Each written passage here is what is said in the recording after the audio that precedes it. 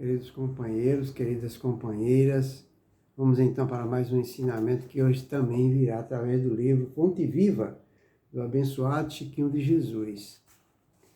Então aqui ele vai falar assim, se você tem esse livro, Fonte Viva, abra lá no capítulo 63. Lá tem uma passagem bíblica.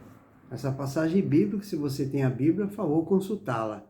Está lá em João, cai em João 13, 35. Abra lá em João. João, capítulo 13, do versículo 35. Vamos estudar junto essa passagem bíblica que diz assim: nisto todos conhecerão que sois meus discípulos, se vos amardes uns aos outros. Palavras de Jesus que João, nesse capítulo bíblico, nos passa, né? Para a nossa reflexão. Então, Jesus, naturalmente, ele vai falar aqui sobre a necessidade imprescindível do esforço que todos nós temos que fazer para conquistarmos o amor para nós outros. Nós temos que amar o próximo. Como amar é algo um pouco difícil, então Jesus pede que pelo menos a gente perdoe. Aquele que aprendeu a perdoar, se esforça por aprender a perdoar, já estará dando o primeiro passo ao caminho e ao objetivo principal, que é o amor. Tudo se resume no amor. Não adianta falar, não adianta gritar, não adianta, fazer caridade. Nada disso adianta se não tiver amor. O mais importante é amar. Então, primeiro vamos aprender a perdoar os nossos desafetos, os incompreensíveis, os ingratos e os ignorantes.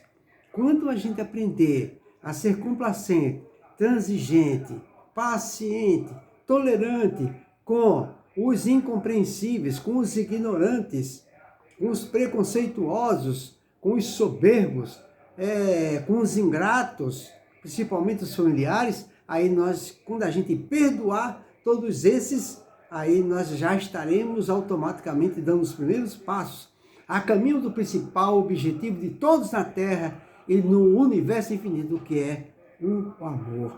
O próprio Jesus é a personificação exata do amor.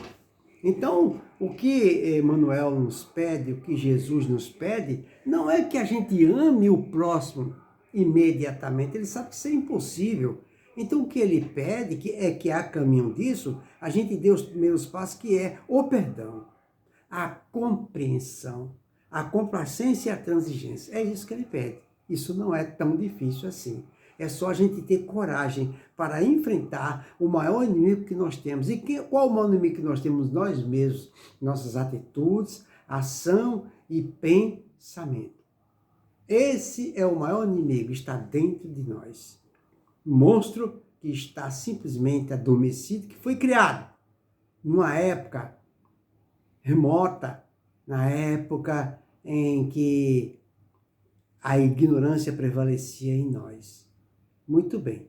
Então, Emmanuel, nessa passagem bíblica que está em João, capítulo 3, do versículo 35, capítulo 13, do versículo 35, João, aí Emmanuel dá a seguinte interpretação dessa passagem bíblica, com muito acerto, precisão, baseado no poderoso Sol da Verdade, que nos diz: nas variadas escolas do cristianismo, nas mais variadas escolas do cristianismo. Escola de cristianismo, o que é? São as infinidades de religião que tem, de teologias, que mais tem é isso. Então, nas mais variadas escolas do cristianismo religiosas, vemos milhares de pessoas que, de alguma sorte, se ligam ao Mestre Jesus e Senhor. Existem corações que se desfazem nos louvores ao grande médico, exaltando-lhe a intercessão divina nos acontecimentos em que se reconheceram favorecidos, mas não passam das afirmativas espetaculares, qual? Se vivessem indefinidamente mergulhados em maravilhosas visões. Então, o que mais existe são doutrinas, são religiões, onde os seus representantes, os seus oradores, ficam nos púlpitos, sabe, nos tablados lá, falando maravilhas e maravilhas e maravilhas e maravilhas e maravilhas, como se a vida da gente fosse tudo uma maravilha. Fala dos milagres, disso e daquilo, dos louvores, e fica louvando Jesus, ajoelhando. Nada disso funciona. Nada disso funciona. Aí ele continua, Emmanuel continua. São os simples beneficiários sonhadores. Então, são beneficiários sonhadores. Seria a mesma coisa daqueles 10 leprosos que foram procurar Jesus para serem curados. Eles estavam desesperados para que Jesus os curasse. Jesus curou os 10, mas só um se conscientizou sobre a necessidade de sua transformação moral. E ele voltou para Jesus e saiu a trabalhar, a pregar e a exemplificar, não é? A fazer jus à misericórdia que recebeu, trabalhando incessantemente para a sua educação, para a sua transformação e para de todos que dele se aproximassem. Os outros 9, nenhum voltou. Significa o quê? Que os outros 9 continuaram leprosos, continuaram fazendo as mesmas coisas. Não avançaram em nada, não progrediram em nada no que tange ao seu comportamento, ao seu pensamento, às suas paixões fantasiosas, não é? A mesma coisa são os representantes das casas religiosas, seja ela qual for, que fica louvando a Deus, falando de Deus, isso aqui, mas nada disso funciona se a pessoa não lutar arduamente pela sua transformação moral. A evolução, ela é individual. Aí ele continua, Emmanuel fala que esses são simplesmente beneficiários e sonhadores, são sonhadores. Aí ele continua, existem temperamentos ardorosos, é verdade, pessoas inflamadas, que impressionam da tribuna. Tem pastores aí e padres que eles ficam inflamados na hora que está na oratória ali.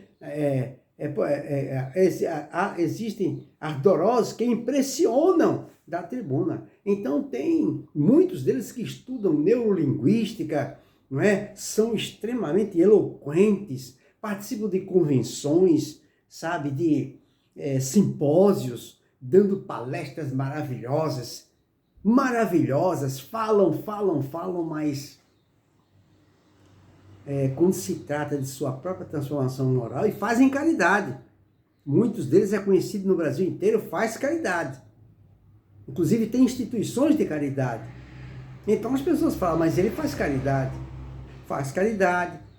e transmite a palavra de Jesus para o Brasil e para o mundo inteiro.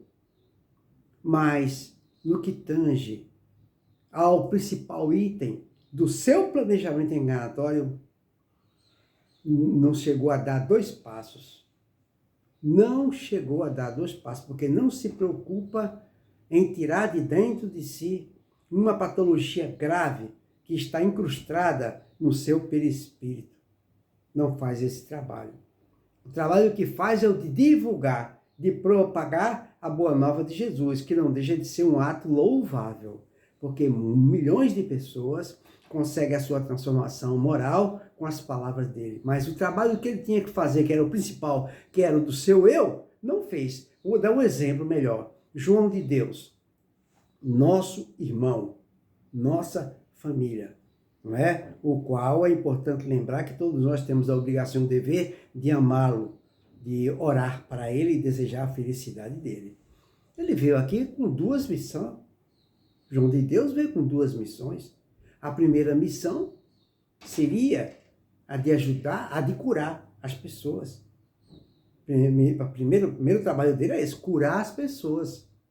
E ele curou muita gente. Eu conheço pessoas que foram curadas por ele. Curou pessoas do mundo inteiro. Pessoas famosas do mundo inteiro.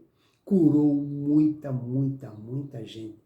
Nesse quesito, ninguém na Terra pode comprometê-lo, duvidar, colocar em evidência que ele não fez esse trabalho. Ele fez sim, curou muita gente.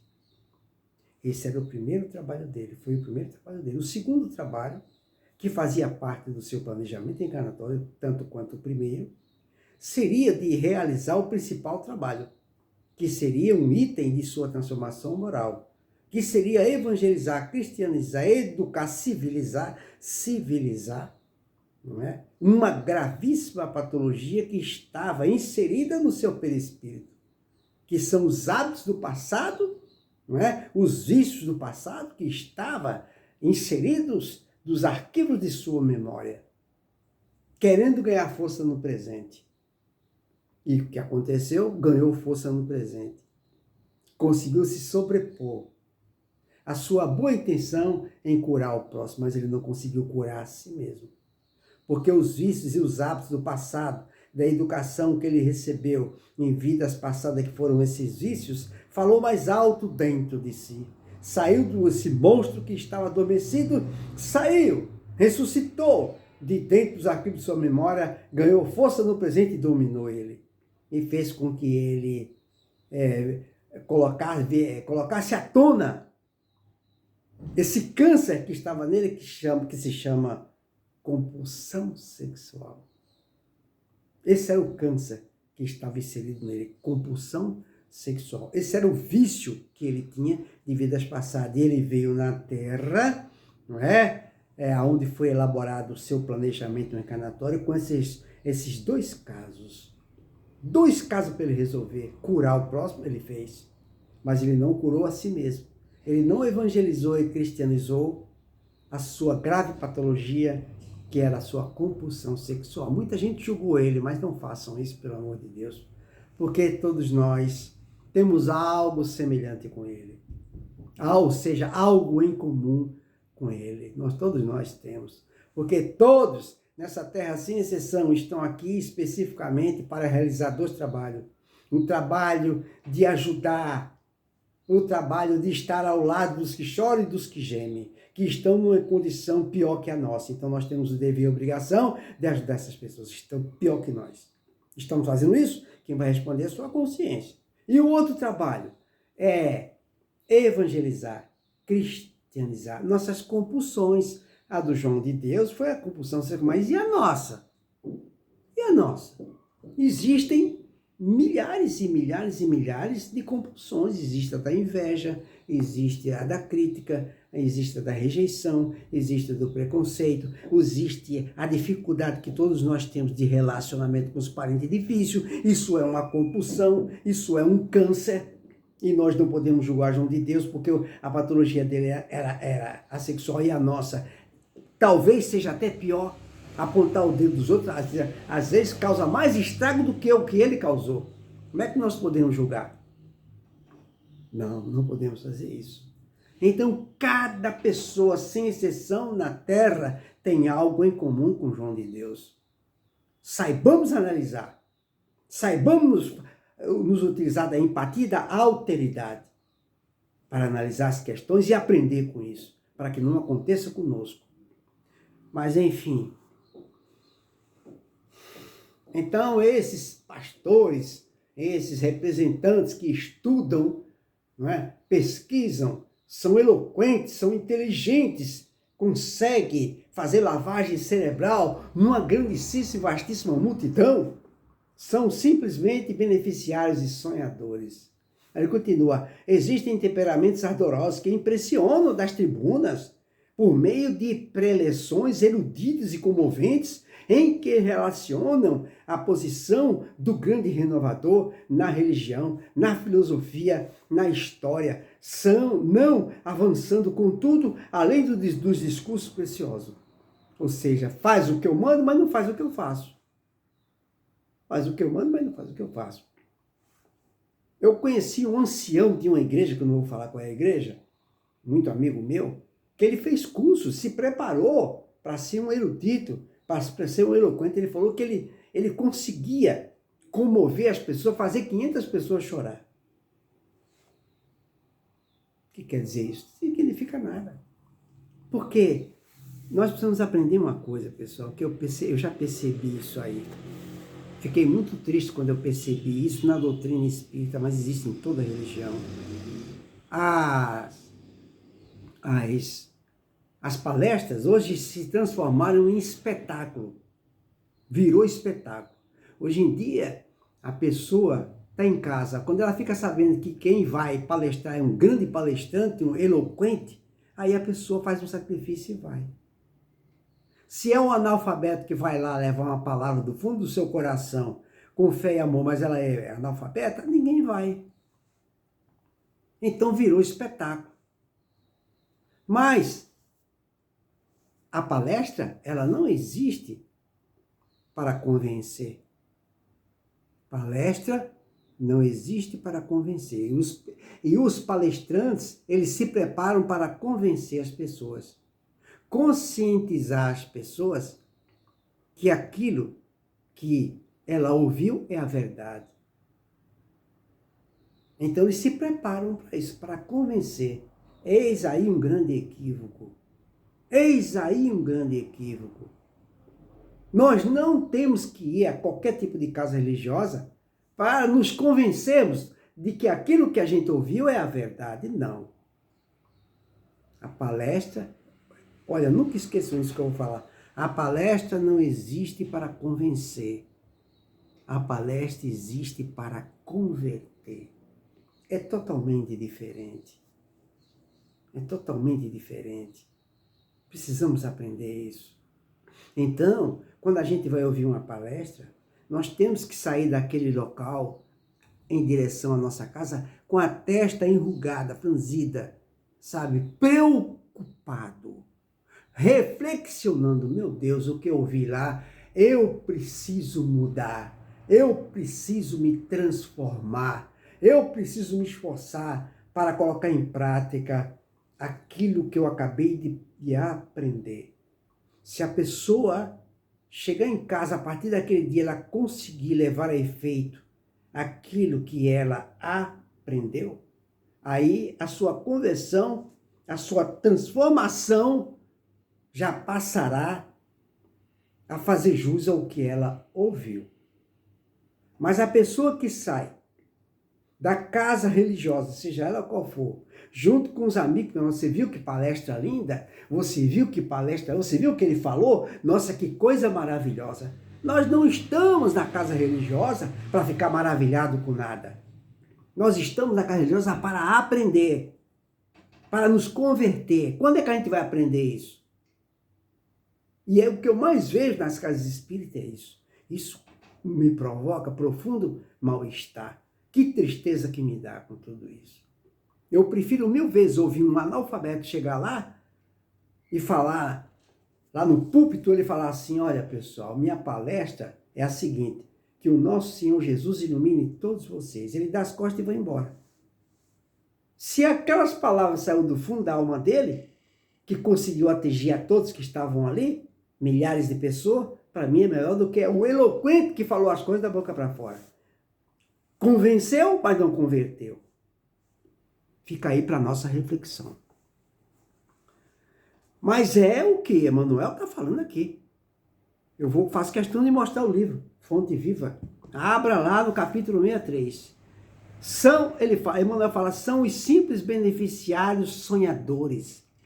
Existem temperamentos ardorosos que impressionam da tribuna, tá vendo? Da tribuna, do púlpito, por meio de preleções eruditas e comoventes, faz as pessoas chorarem, em que relacionam a posição do grande renovador, relaciona a posição do grande renovador na religião, na filosofia, na história, não avançando, contudo, além dos discursos preciosos.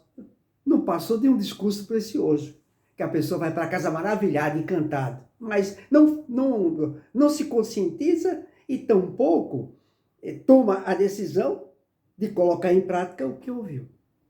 Porque a pessoa, o que ela relatou, o que o erudito relatou, entrou aqui.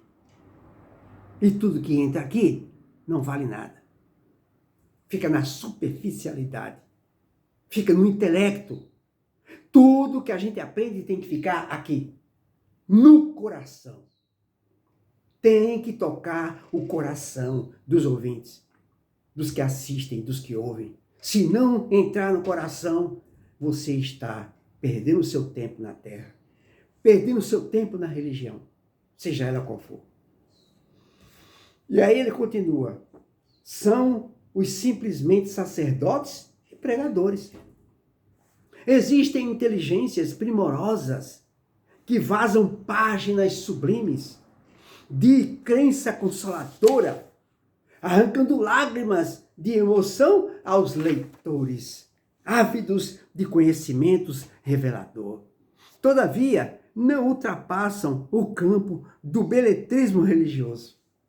Aí eu acabei de falar, esse meu amigo se preparou, estudou neurolinguística, isso e aquilo, se preparou em entrar no íntimo das pessoas, comover a pessoa, fazer 500 pessoas chorarem. E aí? Isso resolve alguma coisa?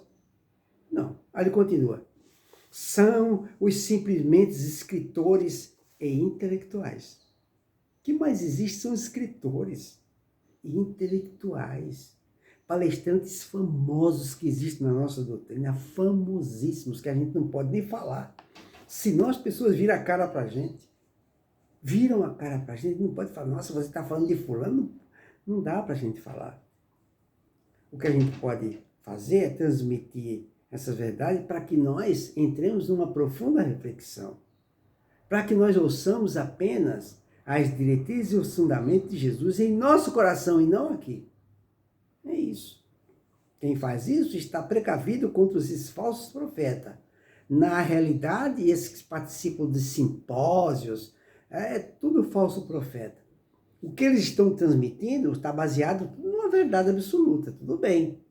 Mas é importante ficar esperto para o que está inserido sutilmente nas entrelinhas. Nas entrelinhas. Onde pouco se fala de Jesus. Pouco se fala de Maria Santíssima. Pouco se fala. E aí fica difícil.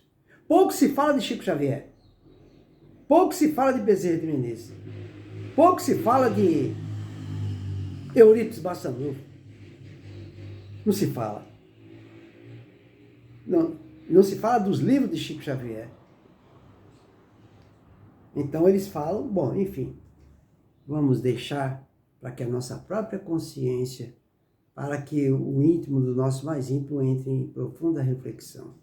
Então ele fala aqui, são os simplesmente escritores e intelectuais. Cuidado com esse pessoal, pelo amor de Deus. Existe, no entanto, nos trabalhos da Boa Nova, um tipo de cooperador diferente. Será que existe? Não li isso aqui ainda, estou lendo com vocês.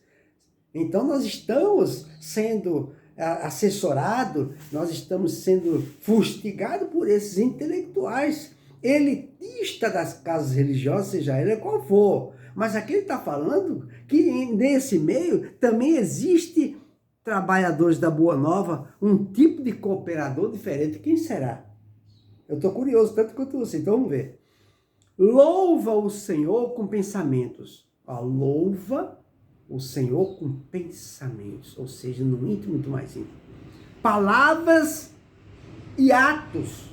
Então, louva a Deus com o pensamento, com as palavras e com os atos, suas ações. Cada dia de sua vida. E não só na hora de dar palestra. Não só na hora de dar palestra. Faz o que eu mando, não faz o que eu faço. Então, existe um cooperador, que esse cooperador, eu não li aqui, ainda vou ler com vocês, pode ser o faxineiro da casa religiosa. Pode ser o zelador da casa religiosa. Pode ser aquele que fica na entrada entregando mensagem ou recebendo as pessoas. Essas pessoas, ela pode estar sendo muito mais útil, não é? A boa nova de Jesus, de Deus, nosso Pai, nosso Criador, do que o grande eloquente que está lá no púlpito, transmitindo a boa nova da boca para fora. Então vamos ver. Existe, repetindo, existe, que maravilha de lição, né? Existe, no entanto, nos trabalhos da Boa Nova, um tipo de cooperador diferente. Meu Deus! Louva o Senhor com pensamentos, palavras e ações.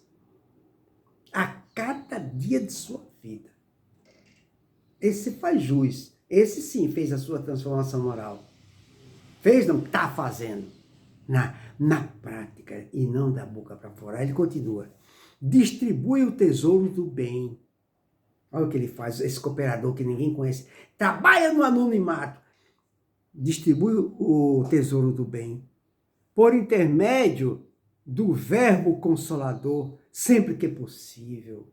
Ó, distribui o tesouro do bem por intermédio do verbo consolador. O que é verbo consolador? É enxugar lágrimas. É sentir o que o outro sente. E não palavras que ficam aqui. Então a pessoa, quando ela abre a boca, esse cooperador que trabalha no anonimato, verdadeiramente, quando ele abre a sua boca é para levantar a autoestima das pessoas, como Jesus fazia. Você conhece algum orador que faz isso? Fica sentadinho ali, terninho e gravata, no bem bom, na zona de conforto, participando de simpósios, que ninguém tem dinheiro para pagar para assistir um simpósio desse? Pessoal, sejamos inteligentes. Vamos pensar sobre isso com inteligência, pelo amor de Deus.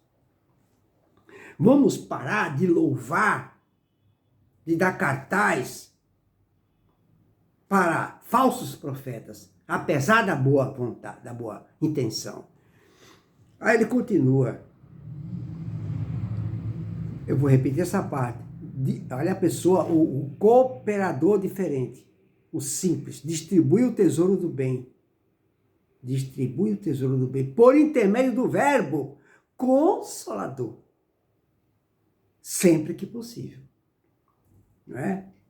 Escreve conceitos edificantes acerca do evangelho, toda vez que as circunstâncias lhe permitem. Fantástico. Ultrapassa, porém, toda pregação falada ou escrita, agindo incessantemente na sementeira do bem, em obras de sacrifício. Qual é o sacrifício que esses grandes palestrantes fazem? Qual é o sacrifício que eles fazem? Sendo que eles não saem da zona de conforto. É de avião para lá e para cá. Vocês já viram o Chico Xavier e a Irmã Dulce nessa zona de conforto? Nenhum de vocês viram. Maria Teresa de Calcutá, nenhum de vocês viram. Esse é o exemplo que nós temos que ter. É essas pessoas que nós devemos procurar, que são espiritualizadas e não cultas e elitistas. Sejamos inteligentes, pelo amor de Deus. Aí ele continua. Vou repetir. Ultrapassa, porém, os simples, humildes, analfabetos, via de regra. Ultrapassa, porém, toda pregação falada ou escrita, agindo incessantemente na sementeira do bem, em obras de sacrifício próprio e de amor puro, nos moldes de ação que o Cristo nos legou. Fantástico. Não pede recompensa, não pergunta por resultados, não se sintoniza com o mal, abençoa e ajuda sempre. Esse é o verdadeiro cristão. E para terminar, Emmanuel nos fala, semelhante companheiro é conhecido por verdadeiro discípulo do Senhor, por muito amar. Que lição fantástica que foi aberta aqui ao acaso. Eu gostaria que esses grandes elitistas de toda casa religiosa, seja ela qual for, que querem elitizar a casa, que fica na zona de conforto, até o Papa falou isso, deu uma dura nos padres, para que eles saíssem a campo, saíssem da zona de conforto. E a gente vê esses palestrantes aí, onde se paga uma fortuna, só a pessoa que tem condição é que tem o privilégio de ouvir. Mas, enfim, o que o Emmanuel acabou de falar, eu acho que já foi o suficiente para a gente fazer uma reflexão. Eu prefiro me omitir, porque se eu for falar, eu vou falar coisa que não devo. Eu vou falar coisa que não devo, e aí não vai ajudar, vai atrapalhar. Então eu paro por aqui. E fica aí para nossa reflexão. O que você prefere para você? Ouvir ensinamentos da Boa Nova para ficar aqui? No seu intelecto? Armazenando conhecimentos? Ou quer que ele entre no seu coração para que você entre em ação e passe a exteriorizar tudo que ficou aqui para aquele que nada conhece? Você faz isso? Fica aí responda para a sua própria consciência. Que Jesus nos abençoe a todos.